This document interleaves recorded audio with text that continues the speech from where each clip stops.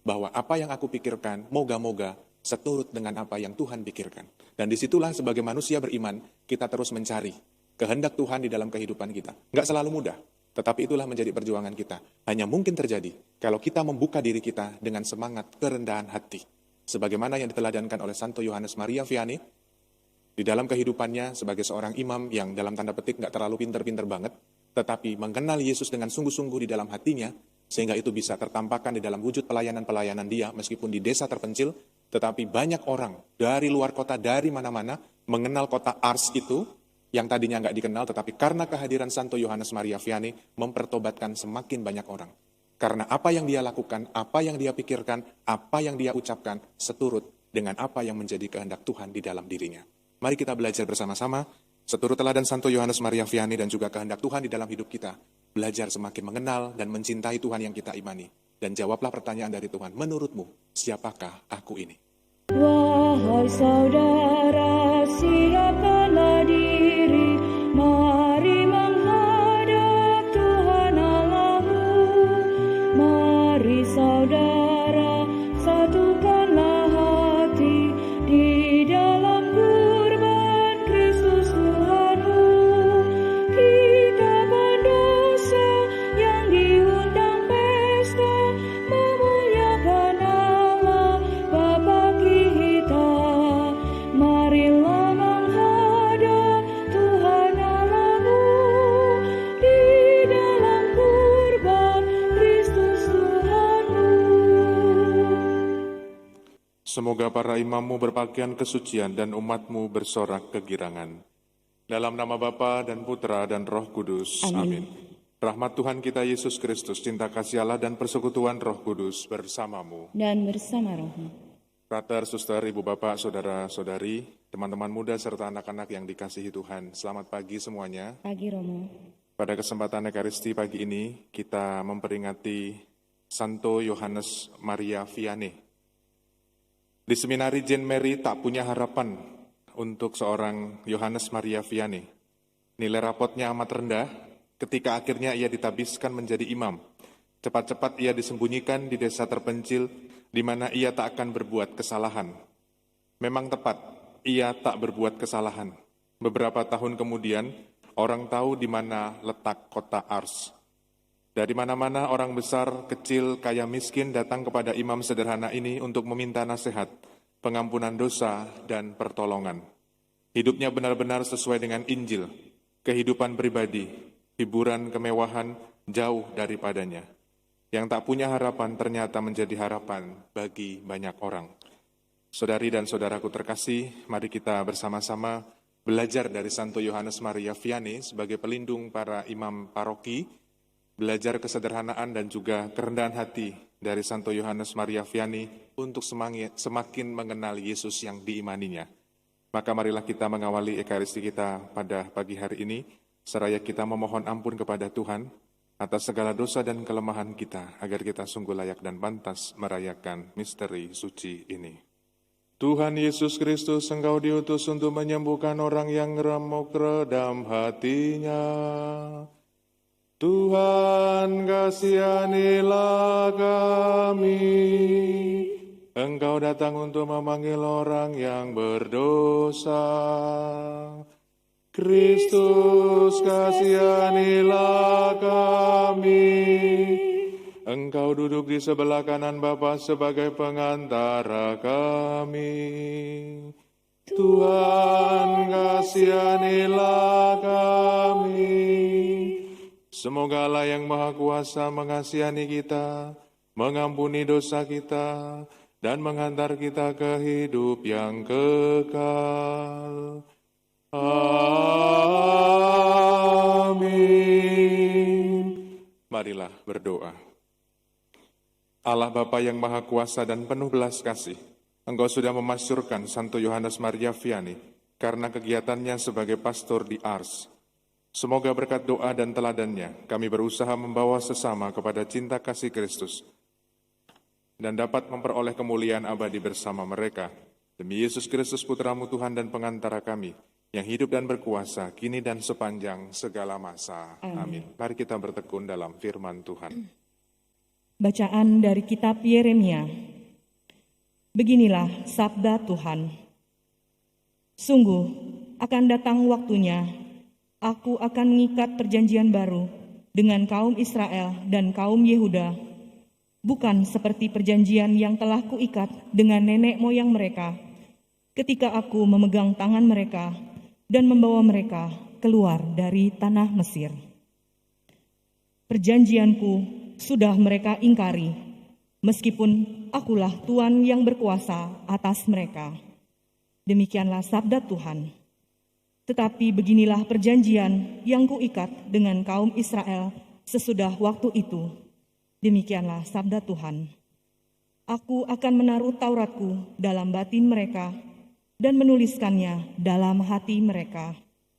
Maka aku akan menjadi Allah mereka, dan mereka akan menjadi umatku.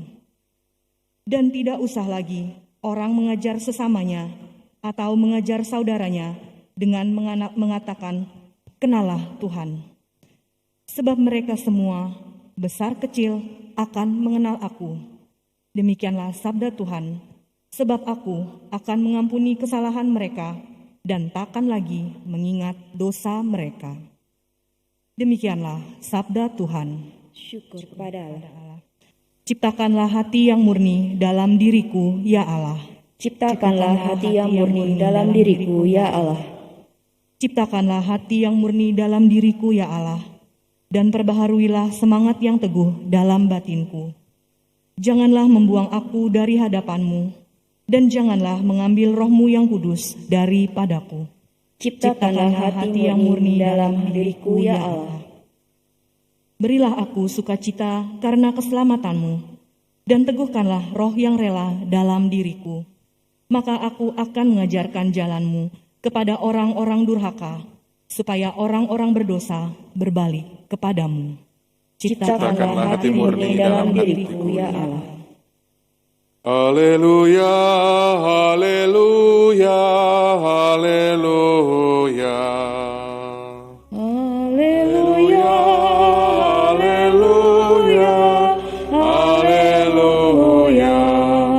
Engkaulah Petrus, dan di atas batu karang ini akan kudirikan jemaatku, dan alam maut akan menguasainya. Haleluya, haleluya, haleluya. Tuhan bersamamu Dan bersama rohmu. Inilah Injil suci menurut Matius. Dimuliakanlah Tuhan. Sekali peristiwa, Yesus tiba di daerah Kaisarea Filipi. Ia bertanya kepada murid-muridnya, "Kata orang, siapakah anak manusia itu?" Jawab mereka, "Ada yang mengatakan Yohanes Pembaptis, ada juga yang mengatakan Elia, dan ada pula yang mengatakan Yeremia atau salah seorang dari para nabi." Lalu Yesus bertanya kepada mereka, "Tetapi apa katamu, siapakah aku ini?" Maka jawab Simon Petrus, "Engkaulah Mesias, anak Allah yang hidup." Kata Yesus kepadanya, "Berbahagialah engkau Simon anak Yunus, sebab bukan manusia yang menyatakan itu kepadamu, melainkan Bapa-Ku yang di surga. Dan aku pun berkata kepadamu, engkaulah Petrus, dan di atas batu karang ini akan kudirikan jemaatku, dan alam maut takkan menguasainya. Kepadamu akan kuberikan kunci kerajaan surga. Apa saja yang kau ikat di dunia ini akan terikat di surga, dan apa saja yang kau lepaskan di dunia ini akan terlepas di surga." Lalu Yesus melarang murid-muridnya memberitahukan kepada siapapun bahwa dialah Mesias. Sejak waktu itu Yesus mulai menyatakan kepada murid-muridnya bahwa ia harus pergi ke Yerusalem dan menanggung banyak penderitaan dari pihak tua-tua, imam-imam kepala, dan ahli-ahli Taurat, lalu dibunuh dan dibangkitkan pada hari ketiga. Tetapi Petrus menarik Yesus ke samping dan menegur dia, katanya, "Tuhan, kiranya Allah menjauhkan hal itu. Hal itu sekali-kali takkan menimpa engkau." Tetapi Yesus berpaling dan berkata kepada Petrus, "Enyahlah iblis, engkau suatu batu sandungan bagiku, sebab engkau memikirkan bukan yang dipikirkan Allah, melainkan apa yang dipikirkan manusia." Demikianlah sabda Tuhan. Terpujilah Kristus. Saudari dan saudaraku terkasih, kalau kita merenungkan kehidupan kita, entah di dalam keluarga ataupun di dalam komunitas, acap kali bisa jadi yang kita alami di dalam relasi kita dengan keluarga, entah orang tua, suami istri, anak dengan orang tua, atau di dalam komunitas, entah di biara, entah di pastoran, bisa terjadi yang namanya kesalahpahaman. Misalnya saya kumpul dengan frater di pastoran, bisa jadi terjadi kesalahpahaman. Beda pemikiran antara pikiran saya dengan pikirannya frater misalnya. Antara suster yang satu dengan suster yang lain dalam komunitas bisa jadi terjadi kesalahpahaman. Sangat mungkin juga terjadi itu di dalam keluarga kita masing-masing. Suami dengan istri, orang tua dengan anak-anak, belum lagi nanti kalau tinggalnya sama dengan mertua, ya macam-macam yang terjadi. Ada banyak kemungkinan-kemungkinan yang bisa terjadi terkait dengan kesalahpahaman itu di dalam hidup berkeluarga ataupun di dalam hidup berkomunitas. Itulah yang menjadi dalam tanda petik kerapuhan kita sebagai manusia dengan pola pikir kita masing-masing. Mencari segala sesuatunya benar menurut versiku. Sehingga ketika itu sudah menjadi habitus dan kebiasaan pola pikir kita, tanpa melihat skup yang lebih luas, maka yang bisa terjadi adalah kesalahpahaman itu. Sama halnya hidup komunitas antara Yesus dengan Petrus, yang setiap hari berkumpul, harapannya adalah Petrus semakin hari semakin mengenal Yesus. Dan mengatakan bahwa siapakah aku ini? Jawabannya jelas, engkaulah anak Allah, Mesias. Tetapi konsep Mesias, gagasan Mesias ini tidak ditangkap sepenuhnya oleh Petrus. Dan disinilah persis terjadi yang namanya kesalahpahaman. Petrus yang dimaksudkan bahwa engkaulah Mesias, Yesus adalah Raja. Yesus adalah seseorang yang senantiasa dimuliakan dan lepas daripada soal penderitaan-penderitaan. Tetapi Yesus mengajak Petrus untuk mengenal apa yang dipikirkan dia tidak sama dengan apa yang dipikirkan oleh Allah. Acap kali hal itu juga terjadi dalam diri kita. Apa yang kita pikirkan di dunia ini acap kali berbeda dengan apa yang Tuhan pikirkan untuk kita manusia. Itu sebabnya acap kali kita mengalami bahwa kok apa yang aku inginkan kadang-kadang tidak sesuai dengan apa yang Tuhan mau dalam hidup kita sehingga itu tidak terjadi. Apa yang saya sudah rencanakan, apa yang sudah saya planning dan lain sebagainya, entah dalam doa-doa kita, dalam ekaristi yang kita persembahkan, ternyata yang terjadi tidak sesuai dengan apa yang kita pikirkan. Mari kita bersama-sama melihat sejauh mana aku mengenal Yesus di dalam kehidupanku. Sejauh mana kerangka berpikirku itu sama seperti yang Tuhan pikirkan. Maka ketika pertanyaan siapakah aku, menurutmu siapakah aku, mari kita jawab dalam hati kita masing-masing, seturut dengan bagaimana kita semakin hari semakin mengenal Kristus yang kita imani dalam kehidupan kita.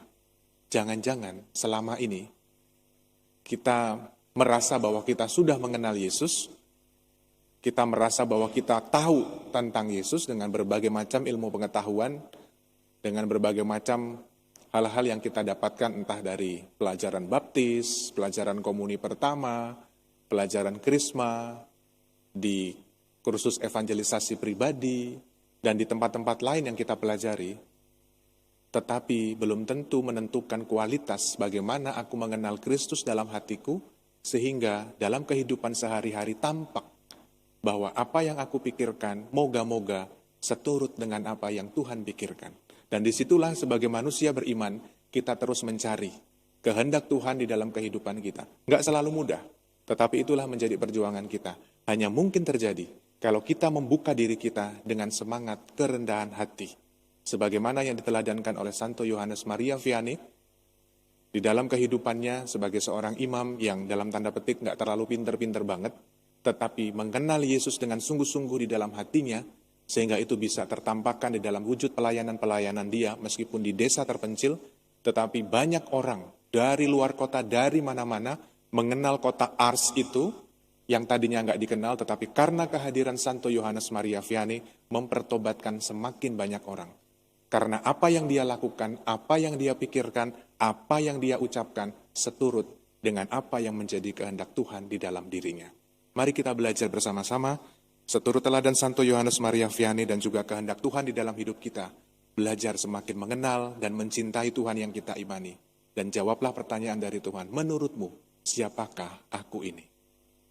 Agunglah misteri iman kita, penyelamat dunia, selamatkanlah kami, karena melalui salib dan kebangkitan-Mu, Engkau telah membebaskan kami.